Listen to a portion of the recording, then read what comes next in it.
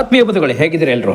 ಸ್ನೇಹಿತರೆ, ನೀವೆಲ್ಲರೂ ಕೂಡ ನೋಡಿರ್ಬೋದು, ಅಜಯ್ ರಾವ್ ಅಂತಕ್ಕಂಥ ವ್ಯಕ್ತಿ ಇವತ್ತು ಯಾವ ಮಟ್ಟಕ್ಕೆ ಸಿನಿಮಾ ಇಂಡಸ್ಟ್ರಿಯಲ್ಲಿ ಬಂದುಬಿಟ್ಟಿದ್ದಾರೆ ನೋಡಿ. ಮೊದಲೆಲ್ಲ ಎಕ್ಸ್ಕ್ಯೂಸ್ ಮೀ ಅಂತ ಇಟ್ಟು ಸಿನಿಮಾಗಳನ್ನ ಕೊಟ್ಟಿದ್ದಾರೆ, ತಾಜ್ ಮಹಲ್ ಅಂತ ಸಿನಿಮಾ ಮಾಡಿದ್ದಾರೆ, Krishnan love story, Krishnan marriage story, ಮತ್ತು ತುಂಬ ಹಲವಾರು ಸಿನಿಮಾಗಳು ಕೊಟ್ಟಿದ್ದಾರೆ ನಮ್ಮ ಕನ್ನಡ ಇಂಡಸ್ಟ್ರಿಯಲ್ಲಿ. ಬಟ್ ಇವತ್ತು ಅವರ ಪರಿಸ್ಥಿತಿ ಯಾವ ಥರ ಆಗಿದೆ ಅಂತಂದರೆ ಏನೇನು ನೋಡಿ, ಯಾವ ಥರ ನಾವು ಹೋಗ್ತಾ ಇದ್ದೀವಿ ಸಿನಿಮಾ ಇಂಡಸ್ಟ್ರಿ ಬೆಳೆಸ್ಕೊಂಡು ಎಲ್ಲಿ ಹೋಗ್ತಾ ಇದ್ದೀವಿ ಅಂತಂದ್ರೂ ಕೂಡ ಗೊತ್ತಾಗ್ತಾ ಇಲ್ಲ. ಅದಕ್ಕೆ ಮುಂಚೆ ನಮ್ಮ ಚಾನಲ್ ಫಸ್ಟ್ ಟೈಮ್ ಮಾಡ್ತಾ ಇದ್ದೆ, ದಯವಿಟ್ಟು ಸಬ್ಸ್ಕ್ರೈಬ್ ಮಾಡಿ ನೋಡಿ. ನಮ್ಮ ಫೇಸ್ಬುಕ್ ಪೇಜ್ ಕೂಡ ಫಾಲೋ ಮಾಡಿ. ದಯವಿಟ್ಟು ನಿಮಗೇನಿಸುತ್ತೆ ಕೂಡ ಕಾಮೆಂಟ್ ಮಾಡಿ, ಲೈಕ್ ಮಾಡಿ ನೋಡಿ. ಈಗ ಅಜಯ್ ರಾವ್ ಸುದ್ದಿಯನ್ನು ಸ್ವಲ್ಪ ತಿಳ್ಕೊಳ್ಳೋಣ. ಅಜಯ್ ರಾವ್ ನೋಡಿ ಇವತ್ತು ಮೈ ತುಂಬ ಸಾಲವನ್ನು ಮಾಡ್ಕೊಂಡಿದ್ದಾರೆ. ಮೈ ತುಂಬ ಅಂತಂದರೆ ಬ್ಯಾಂಕ್ ಕಡೆಯಿಂದ ಲೋನ್ ತೊಗೊಂಡಿದ್ದಾರೆ, ಬಟ್ ಲೋನ್ ಕೂಡ ತೀರ್ಸೋಕ್ಕಾಗ್ತಾ ಇಲ್ಲ. ಇದಕ್ಕೆ ಯಶ್ ಅವರು ಕೂಡ, ರಾಕಿಂಗ್ ಸ್ಟಾರ್ ಯಶ್ ಅವರು ಕೂಡ ಸಹಾಯ ಮಾಡಿದ್ರು ಅಂತ ಕೂಡ ಒಂದು ಸುದ್ದಿ ಕೂಡ ಕೇಳಿಬತ್ತು. ಬಟ್ ಹೇಗೆ ಸಹಾಯ ಮಾಡಿದ್ರು ಏನಂತ ಕೇಳ್ಕೊಂಡ್ರು ನೋಡೋಣ. ಇವ್ರಿಗೆ ಹೇಗೆ ಪರಿಚಯ ಆದರು ಅಲ್ಲಿಂದ ನೋಡ್ಕೊಬರೋಣ. ಸ್ನೇಹಿತರು ನೋಡಿ, ಅಜಯ್ ರಾವ್ ಅವರು ಯುದ್ಧಕಾಂಡ ಅನ್ನೋ ಸಿನಿಮಾದಲ್ಲಿ ಚಾಪ್ಟರ್ 2 ಈಗ ಯುದ್ಧಕಾಂಡ ಸಿನಿಮಾದಲ್ಲಿ TV9 ಒಂದು ಮಾಧ್ಯಮದ ಮೂಲಕ ಹೇಳ್ಕೊಂಡಿದ್ರು, ದಯವಿಟ್ಟು ನಿಜವಾಗ್ಲೂ ನನ್ನನ್ನು ಗೆಲ್ಲಿಸಿ, ಸಿನಿಮಾದಲ್ಲಿ ತುಂಬ ಕಳ್ಕೊಬಿಟ್ಟಿದ್ದೀನಿ, ಲೈಫೇ ಹಾಳು ಮಾಡ್ಕೊಬಿಟ್ಟಿದ್ದೀನಿ ಸಿನಿಮಾಗೆ ಬಂದು. ನನ್ನ ಸಿನಿಮಾದಲ್ಲಿ ನನ್ನ ಪರಿಸ್ಥಿತಿ ಇವತ್ತು ಕೇಳೋರು ಯಾರೂ ಇಲ್ಲ. ನನ್ನ ಪರಿಸ್ಥಿತಿ ಯಾಕೆ ಅಂತಂದರೆ ನಾನು ಮೈ ತುಂಬ ಸಾಲ ಮಾಡಿಕೊಂಡು ದುಡ್ಡಿದ್ದು ನನ್ನ ಹತ್ರ ಇವತ್ತು ಬದುಕೋದಕ್ಕೆ ದುಡ್ಡಿಲ್ಲದೆ ಇರೋದ್ರಿಂದ ನಾನು ಸಿನಿಮಾ ಇಂಡಸ್ಟ್ರಿಯಲ್ಲಿ ಕಾಲಿಟ್ಟಾಗ ನಾನು ಕೂಡ ನನಗೂ ಈಗ ಇರುತ್ತೆ ಸಿನಿಮಾ ಇಂಡಸ್ಟ್ರಿ ಅಂತ ನನಗೆ ಗೊತ್ತಿರಲಿಲ್ಲ. ಯಾಕೆಂದ್ರೆ ನೋಡಿ, ಸಿನಿಮಾ ಇಂಡಸ್ಟ್ರಿ ಅಂತಕ್ಕಂಥದ್ದು ಎಲ್ಲಿ ಹೋಗ್ತಾ ಇದೆ ಅಂದರೆ, ನಮ್ಮ ನಟ ನಟಿಯರು ಇವತ್ತು ಸಾಲ ಮಾಡುವ ಪರಿಸ್ಥಿತಿ ಬರ್ತಾ ಇದೆ. ಅಂದರೆ ಅವ್ರಿಗೆ ನಾವೇನೋ ಅಂದ್ಕೊಂಡಿರ್ತೀವಿ, ಏನೋ ಒಂದು ಸಿನಿಮಾ ಮಾಡಿದ ತಕ್ಷಣ ಅವ್ರಿಗೆ ಕೋಟಿ ದುಡ್ಡು ಬಂದುಬಿಡುತ್ತೆ, ಕೋಟಿ ಲಾಭ ಬರುತ್ತೆ. ಇಲ್ಲ ಅಂತಲ್ಲ, ಎಷ್ಟೋ ಒಂದು ಕೋಟಿ ದುಡ್ಡು ಮಾಡ್ತಾರೆ ಮಾಡೋರು, ಇಲ್ಲ ಅಂತಲ್ಲ. ಕೆಲವೊಂದಷ್ಟು ಸಿನಿಮಾಗಳು ಫ್ಲಾಪ್ ಆದಾಗ ಲಾಸ್ ಕೂಡ ಆಗಬೇಕಾಗುತ್ತೆ, ಮತ್ತು ಅವರ ಒಂದು ಅರ್ಹತೆಗೆ ತಕ್ಕಂತೆ ಬದುಕೋದಕ್ಕೆ ಆಗಲ್ಲ. ಎಲ್ಲರಿಗೂ ಅಷ್ಟೇ, ಇವರು ಮಾತ್ರ ಅಲ್ಲ, ಎಲ್ಲರೂ ಅಷ್ಟೇ.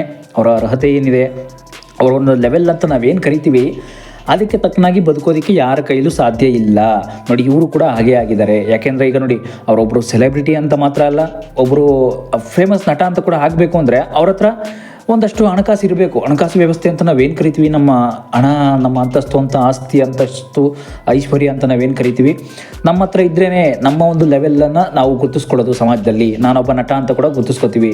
ನೀವು ನೋಡಿರ್ಬೋದು, ಎಷ್ಟೆಷ್ಟೋ ಜನ ನಟರು ಹಿಂದೆ ಎಲ್ಲ ಏನೇನೋ ಮಾಡಿದ್ದಾರೆ. ತುಂಬ ಹಿಂದೆ ಎಲ್ಲ ಇರ್ತಕ್ಕಂಥ ನಟರುಗಳ ನೀವು ನೋಡಿರ್ಬೋದು. ಆ ನಟರು ಇವತ್ತು ಕೂಡ ಕೈಲಿ ಕಾಸಿಲ್ಲ ಆ ನಟರ ಕೈಯಲ್ಲಿ. ಯಾಕೆಂತಂದರೆ ಎಷ್ಟೋ ಜನ ಸೈಡ್ ಆ್ಯಕ್ಟ್ರ್ ಕೈಯಲ್ಲಿ ಕಾಸಿಲ್ಲ, ಎಷ್ಟೋ ಜನಕ್ಕೆ ಬಾಡಿಗೆ ಮನೆಯಲ್ಲಿ ವಾಸ ಮಾಡ್ತಾ ಇದ್ದಾರೆ. ಎಷ್ಟೋ ನಟರು, ಜನ ಅಂದರೆ ತಪ್ಪಾಗುತ್ತೆ, ಎಷ್ಟೋ ನಟರು, ನಿರ್ದೇಶಕರು ಬಾಡಿಗೆ ಮನೆಯಲ್ಲಿದ್ದಾರೆ ನೋಡಿ. ಸಿನಿಮಾ ಇಂಡಸ್ಟ್ರಿಗೆ ಬಂದು ಯಾವ ಥರ ಲೈಫನ್ನು ಹಾಳು ಮಾಡ್ಕೊಳ್ತೀವಿ, ಯಾವ ಥರ ಲೈಫನ್ನು ಕೂಡ ಗೆಲ್ಲಬೇಕು ಅನ್ನೋ ಒಂದು ಸೆನ್ಸ್ ಆದರೂ ಕೂಡ ಇರಬೇಕು. ಇಲ್ಲ ಅಂತಂದರೆ ಯಾವುದೇ ಕಾರಣಕ್ಕೂ ಸಿನಿಮಾ ಇಂಡಸ್ಟ್ರಿಯಲ್ಲಿ ನೀವು ನಿಮಗೆ ಹೇಳ್ತಾ ಇರೋದು ಇಷ್ಟು ವೀಕ್ಷಕರಿಗೆ, ಬೆಳೆಯೋದಕ್ಕಿಂತ ಮುಂಚೆ, ಸಿನಿಮಾ ಇಂಡಸ್ಟ್ರಿಗೆ ಕಾಲಿಡೋದಕ್ಕಿಂತ ಮುಂಚೆ ದಯವಿಟ್ಟು ಯೋಚನೆ ಮಾಡಿ ಬನ್ನಿ ಸಿನಿಮಾ ಇಂಡಸ್ಟ್ರಿಗೆ. ಯಾಕೆಂದರೆ ಸಿನಿಮಾ ಇಂಡಸ್ಟ್ರಿ ಅಂತಕ್ಕಂಥದ್ದು ನೀವು ಅಂದುಕೊಂಡ ರೀತಿ ಇಲ್ಲ. ಒಂದು ಇಂಡಸ್ಟ್ರಿಯಲ್ಲಿ, ಒಂದು ಉದ್ಯಮದಲ್ಲಿ ಅದು ಒಂದು ಉದ್ಯಮನೇ, ಇಲ್ಲ ಅಂತಲ್ಲ. ಬಟ್ ಬೆಳಿಬೇಕು ಅಂತಂದರೆ ನಾವು ಅಲ್ಲಿ ಬೆಳೆಯೋದಕ್ಕೂ ಅವಕಾಶ ಇದೆ, ಅಲ್ಲಿ ನಾವು ಹಾಳಾಗೋದಕ್ಕೂ ಅವಕಾಶ ಇದೆ. ನಾವು ಹೆಂಗೆ ನಮ್ಮ ಒಂದು ಟ್ಯಾಲೆಂಟನ್ನು ತೋರಿಸ್ತೀವಿ ಅದ್ರ ಮೇಲೆ ಹೋಗುತ್ತೆ ಸಿನಿಮಾ ಇಂಡಸ್ಟ್ರಿ ನೋಡಿ. ಎಷ್ಟೆಷ್ಟೋ ಜನ ಹಿಟ್ ಸಿನಿಮಾಗಳನ್ನ ಕೊಟ್ಟು ಎಷ್ಟೆಷ್ಟೋ ಜನ ಇವತ್ತು ಕೂಡ ಕೋಟಿ ದುಡ್ಡನ್ನು ಮಾಡಿದ್ದಾರೆ, ಇಲ್ಲ ಅಂತಲ್ಲ. ಎಷ್ಟೆಷ್ಟೋ ಕೋಟಿ ದುಡ್ಡು ಮಾಡಿ ಅವರವರ ಒಂದು ಬ್ಯಾಂಕಲ್ಲಿ, ಸೇವಿಂಗ್ಸ್ ಬ್ಯಾಂಕ್ ಅಕೌಂಟಲ್ಲಿ ಇಟ್ಕೊಂಡ್ಬಿಟ್ಟಿದ್ದಾರೆ. ಆದರೆ ಅಜಯ್ ರಾವ್ ಅವರ ಸುದ್ದಿಗೆ ಬಂದರೆ ಇವತ್ತು ನೋಡಿ, ತುಂಬ ಸ್ಟಾರ್ಟಿಂಗಲ್ಲಂತೂ ಒಳ್ಳೊಳ್ಳೆ ಸಿನಿಮಾ ಕೊಟ್ಟರು ನೋಡಿ. ಅವ್ರು ಎಕ್ಸ್ಕ್ಯೂಸ್ ಮೀ ಸಿನಿಮಾ ಅಂತೂ ತುಂಬ ಸಾಂಗ್ಸ್ ಎಲ್ಲ ತುಂಬ ಚೆನ್ನಾಗಿದೆ ನೋಡಿ. ಸಾಂಗ್ಸು, ಅದು ಆಡೋದಾಗಿರ್ಬೋದು, ಸಾಂಗ್ ಸಿಂಗರ್ ಆಗಿರ್ಬೋದು, ಒಟ್ಟು ಅವರೆಲ್ಲ ಆ ಥರ ಆ್ಯಕ್ಟಿಂಗನ್ನು, ನಟನೆಯನ್ನು ಮಾಡ್ತಾ ಬಂದವರು ಇವತ್ತು ಅವ್ರ ಹತ್ರ ₹1 ಕೂಡ ಇಲ್ಲ. ಯಾಕೆಂದರೆ ಸಾಲ ಮಾಡಿಕೊಂಡು ನಾನು ಜೀವನ ಮಾಡ್ತಾಯಿದ್ದೀನಿ ಅಂತ ಕೂಡ ಕಣ್ಣಾರೆ ಹೇಳ್ಕೊಂಡಿದ್ದಾರೆ. ಅವ್ರ ಕಿವಿಯಾರ್ ಅವರು ಬಾಯಿನಿಂದ TV9 ಒಂದು ಮಾಧ್ಯಮದಲ್ಲಿ ಹೇಳ್ಕೊಂಡಿದ್ರು. ಈ ರೀತಿ ಯಾಕಾಯಿತು ಪರಿಸ್ಥಿತಿ ನೋಡಿ. ಹಿಂಗಾದಾಗ ದಯವಿಟ್ಟು ನನ್ನ ಯುದ್ಧಕಾಂಡ ಸಿನಿಮಾವನ್ನು ಗೆಲ್ಲಿಸಿ. ಯಾಕೆಂತಂದರೆ ಇದರಿಂದ ನಿಮ್ಮಿಂದ ಏನೋ ಒಂದು ನನಗೆ ತೃಪ್ತಿ ಆಗುತ್ತೆ, ಸಿಗುತ್ತೆ, ನನಗೇನೋ ಒಂದು ನಿಮ್ಮ ಒಂದು ಭಿಕ್ಷೆ ಬೇಡ್ತಾ ಇದ್ದೀನಿ, ದಯವಿಟ್ಟು ನನ್ನ ಸಿನಿಮಾವನ್ನು ಗೆಲ್ಲಿಸಿಕೊಡಿ ಅಂತ ಕೂಡ ಕೇಳ್ಕೊಂಡಿದ್ರು. ಅದೇ ತಕ್ಕನಾಗಿ ಗೆಲ್ತು ಸಿನಿಮಾ ಅಂತೂ ತುಂಬ ಫ್ಲಾಪ್ ಅಂತೂ ಆಗಲಿಲ್ಲ, ಗೆದ್ದೇ ಬಿಡ್ತು. ಯಾಕೆಂದರೆ ನಮ್ಮ ಜನ ಕೂಡ ತುಂಬ ಸಪೋರ್ಟ್ ಮಾಡಿದ್ರು. ನಮ್ಮ ಜನ ಅಂತೂ ಎತ್ತಿದ ಕೈ ಮಾತಲ್ಲಿ ನೋಡಿ, ಒಂದು ಸಲ ಮಾತು ಕೊಡ್ತು ಅಂತಂದರೆ ಎತ್ತಿದ ಕೈ ಗೆಲ್ಸೇ ಬಿಟ್ಟರು ಸಿನಿಮಾವನ್ನು ಗೆಲ್ಸೇ ಬಿಟ್ಟರು. ಚಾಪ್ಟರ್ 2 ಅಂತಕ್ಕಂಥ ಸಿನಿಮಾ ಗೆಲ್ಲಿಸ್ಬಿಟ್ರು. ನೆಕ್ಸ್ಟು ಬರ್ತಕ್ಕಂಥದ್ದು ಅವ್ರ ಜೀವನ ನೋಡಿ. ಅವ್ರ ಮಿಸ್ಸಸ್ ಕೂಡ ನೀವು ನೋಡಿರ್ಬೋದು. ಮಿಸ್ಸಸ್ ಕೂಡ ಈಗ ನೋಡಿ, ಅವ್ರನ್ನ ಸಾಕಬೇಕು ಅಂದರೆ ನಾವು ಏನಾದರೂ ಒಂದು ಜವಾಬ್ದಾರಿ, ಮನೆಗಿರ್ತಕ್ಕಂಥ ಒಂದು ಜವಾಬ್ದಾರಿ ಅಂತ ಇರುತ್ತೆ. ಸಿನಿಮಾ ಇಂಡಸ್ಟ್ರಿನೇ ಜೀವನ ಆಗಿರಲ್ಲ ಅಲ್ಲಿ, ಅವ್ರ ಜೀವನ ಲೈಫ್ ಸಿನಿಮಾ ಇಂಡಸ್ಟ್ರಿ ಆಗಿರ್ಬೋದು. ಬಟ್ ಅಲ್ಲಿ ಕೊಡ್ತಕ್ಕಂಥ ಒಂದು ಸಂಭಾವನೆ ಸಾಲಲ್ಲ. ಮನೆ ಜವಾಬ್ದಾರಿ ಆಗಿರ್ಬೋದು, ಅವರ ಮಕ್ಕಳನ್ನ ಒಂದು ಕಾನ್ವೆಂಟ್ಗೆ ಸೇರಿಸಿ ಸ್ಕೂಲು ಕಾನ್ವೆಂಟ್ಗೆಲ್ಲ ಓದಿಸೋದಾಗಿರ್ಬೋದು. ಇದಕ್ಕೆಲ್ಲ ಫೀಸು ಲಕ್ಷಾಂತರ ರೂಪಾಯಿ ಹೋಗುತ್ತೆ. ಇದಕ್ಕೆಲ್ಲ ಲಕ್ಷಾಂತರ ರೂಪಾಯಿ ಎಲ್ಲ ಸಿನಿಮಾ ಇಂಡಸ್ಟ್ರಿಲಿ ಕೊಡಲ್ಲ. ಯಾಕೆಂದರೆ ಸಿನಿಮಾ ಇಂಡಸ್ಟ್ರಿಲಿ ಕೆಲವೊಂದಷ್ಟಿಗೆ ಲಕ್ಷನೂ ಕೊಡ್ತಾರೆ, ಕೆಲವೊಂದಷ್ಟು ಜನಕ್ಕೆ ನಟರಿಗೆ ಕೋಟಿನೂ ಕೊಡ್ತಾರೆ. ಆದರೆ ಈ ಕೋಟಿ ಲಕ್ಷ ಅನ್ನೋದೆಲ್ಲ ಕೆಲವರಿಗಷ್ಟೇ, ಎಲ್ಲರಿಗೂ ಕೊಡಲ್ಲ. ಯಾಕೆಂದರೆ ದಯವಿಟ್ಟು ಸಿನಿಮಾ ಇಂಡಸ್ಟ್ರಿಯಲ್ಲಿ ಏನೋ ಒಂದು ನಾವು ಮಾಡಿಬಿಡ್ತೀವಿ, ಸಾಧನೆ ಮಾಡ್ತೀವಿ, ಏನೋ ಒಂದು ದಬಾಕ್ತೀವಿ ನಾವು, ಏನೋ ಅಯ್ಯೋ ನಾನು ನಿಜ ಬಿಡಪ್ಪ ನಾನು ಆ್ಯಕ್ಟರ್ ಆಗಿಬಿಡ್ತೀನಿ, ಬಿಡಪ್ಪ ನಾನು ಡೈರೆಕ್ಟರ್ ಆಗಿಬಿಡ್ತೀನಿ ತೆಗಿ ಅಂತಂದ್ಬಿಟ್ಟು ಏನೇನೋ ದಯವಿಟ್ಟು ಕನ್ಸುಗಳನ್ನ ಕಟ್ಕೊಂಡು ದಯವಿಟ್ಟು ಹೋಗಬೇಡಿ. ಅಕಸ್ಮಾತ್ ಕನ್ಸುಗಳನ್ನ ಕಟ್ಕೊಂಡು ಹೋಗ್ತೀರಾ, ಹೋಗಿ ದಯವಿಟ್ಟು ನಿಮ್ಮದೇ ಆದ ಒಂದು ಸೈಡ್ ಬಿಸ್ನೆಸ್ಸನ್ನು ಇಟ್ಕೊಳ್ಳಿ. ನಿಮ್ಮದೇ ಆದ ಒಂದು ಸೈಡ್ ಬಿಸ್ನೆಸ್ಸನ್ನು ಈಗ ನೋಡಿ ದರ್ಶನ್ ಸರ್ದು ಒಂದು ಸೈಡ್ ಬಿಸ್ನೆಸ್ ಇರುತ್ತೆ, ಏನೋ ಒಂದು ಫಾರ್ಮ್ ಹೌಸ್ ಆಗಿರ್ಬೋದು, ಈಗ ಉಪ್ಪಿ ರೆಸಾರ್ಟ್ ಆಗಿರ್ಬೋದು, ಕಿಚ್ಚ ಸುದೀಪ್ ಸರ್ದು ಕೂಡ ಒಂದು ಹೋಟೆಲ್ ಆಗಿರ್ಬೋದು, ರೆಸ್ಟೋರೆಂಟ್ ಬಿಸ್ನೆಸ್ಸು. ಇದೇ ರೀತಿ ನಿಮ್ಮದು ಒಂದು ಬಿಸ್ನೆಸ್ ಕೂಡ ಇತ್ತು ಅಂದರೆ ನೀವು ಜೀವನದಲ್ಲಿ ಗೆಲ್ತೀರಾ, ಅಂದರೆ ಸಿನಿಮಾ ಇಂಡಸ್ಟ್ರಿಯಲ್ಲಿ ಗೆಲ್ತೀರಾ. ಇಲ್ಲಾಂದರೆ ನೀವು ಸೋಲು ಕಟ್ಟುಟ್ಟ ಬುತ್ತಿ ಅಂತ ಕೂಡ ಹೇಳ್ಕೊಂಡೋಗಿ. ಯಾಕೆ ಅಂತಂದರೆ ಸಿನಿಮಾ ಇಂಡಸ್ಟ್ರಿ ಅಂತಕ್ಕಂಥದ್ದು ಅಷ್ಟು ಈಸಿ ಅಲ್ಲ, ಎಲ್ಲರಿಗೂ ಕೂಡ ತಿಳಿದಿರ್ತಕ್ಕಂಥ ಒಂದು ಸಿನಿಮಾ ಇಂಡಸ್ಟ್ರಿ. ನೀವು ಎಷ್ಟೋ ಜನಕ್ಕೆ ತಿಳಿದಿಲ್ಲ, ಒಂದು 50% ಜನಕ್ಕೆ ಗೊತ್ತಿಲ್ಲ ಸಿನಿಮಾ ಇಂಡಸ್ಟ್ರಿ ಹೇಗಿರುತ್ತೆ, ಹೇಗೆ ವರ್ಕ್ ಆಗುತ್ತೆ ಅಂತ. ಯಾಕೆ ಅಂತಂದರೆ ಸಿನಿಮಾ ಇಂಡಸ್ಟ್ರಿ ಅಂತಕ್ಕಂಥದ್ದು ಒಂದು ಸುಮ್ಮನೆ ನಾವೇನೋ ಮಾಡಿಬಿಡ್ತೀವಿ, ಈ ಥರ ಮಾಡಿಬಿಡ್ತೀವಿ ಅಂತ ಆ ಥರ ಅಲ್ಲ ಇದು. ಯಾಕೆ ಅಂತಂದರೆ ಸಾಧನೆ ಅಂತಕ್ಕಂಥದ್ದು ಮಾಡ್ತೀನಿ ಅಂತ ಬಂದರೆ ಕಟ್ಟಿಟ್ಟ ಬುತ್ತಿ ಮಾಡೇ ಮಾಡ್ತೀನಿ ಅಂತ ಹೋಗಬೇಕು.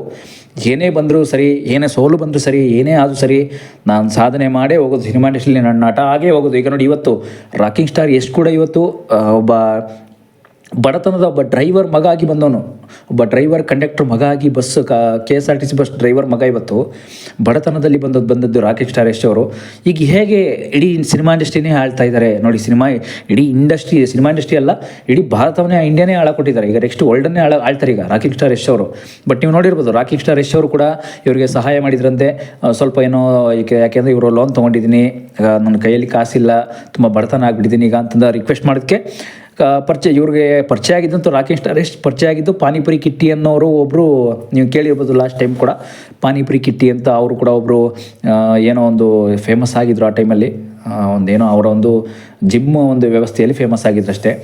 ಆಲ್ಮೋಸ್ಟ್ ಒಂದು 7-8 ವರ್ಷದಿಂದ ಆ ಟೈಮಲ್ಲಿ ಇವರು ಪರಿಚಯ ಆದ್ರಂತೆ. ಅಜಯ್ ರಾವ್ ಕೂಡ ಪರಿಚಯ ಆದದ್ದು ಕೂಡ ಈಗ ತುಂಬ ಫ್ರೆಂಡ್ಶಿಪ್ ಬೆಳೀತು. ಹೋಗ್ತಾ ಫ್ರೆಂಡ್ಶಿಪ್ ಬೆಳೆದ ಮೇಲೆ ಅಜಯ್ ರಾವ್ ಈ ರೀತಿ ಕೇಳ್ಕೊಂಡಿದ್ದಾರೆ, ನನಗೆ ಈ ರೀತಿ ಸಹಾಯ ಮಾಡಿ ಯಶ್, ದಯವಿಟ್ಟು ನಿಮ್ಮ ಋಣ ನಾನು ಯಾವತ್ತೂ ಮರೆಯಲ್ಲ ಅಂತ ಕೂಡ ಕೇಳ್ಕೊಂಡಿದ್ದಾರೆ.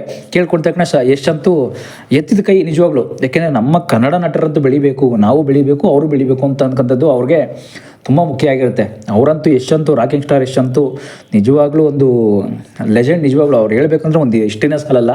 ಮುಂದಿನ ನೆಕ್ಸ್ಟ್ ಎಪಿಸೋಡಲ್ಲಿ ಅವ್ರ ಬಗ್ಗೆ ಮಾತಾಡ್ತೀನಿ, ಇನ್ನೂ ಜಾಸ್ತಿನೇ ಮಾತಾಡ್ತೀನಿ, ಇನ್ಫಾರ್ಮೇಷನ್ ಕೊಡ್ತೀನಿ ನಾನು.